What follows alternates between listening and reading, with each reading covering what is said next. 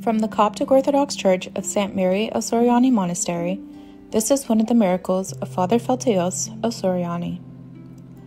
One of the monks of Sourian Monastery tells us, "In the year 2006, I was overcome by severe pains in my throat, which eventually ended up affecting my vocal cords, to the point where my voice was distorted. When I consulted the doctor, he concluded that this was the start of cancer in my throat, and he asked me to undergo some tests and scans. He also suggested that he take a sample of the tumor in order to send it to the lab for analysis, and based on the results, he would determine whether or not I required surgery. Naturally, I was overcome by fear from the idea of surgery, but after giving it some deep thought and submitting the ordeal to God, I decided to undergo the surgery and to let God plan everything for me.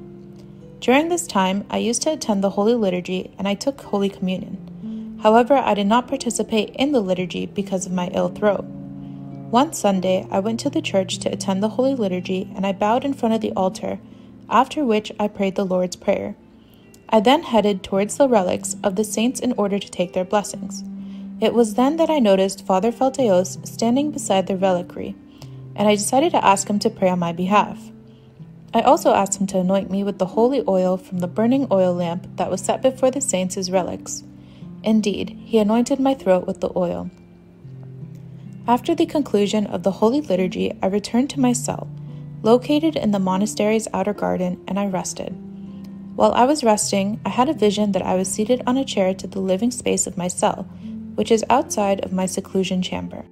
To my left stood Pope Cyril VI, and to my right stood Father Faltaous. I also noted that Father Faltaous was prostrating himself in front of Pope Cyril, who was smiling.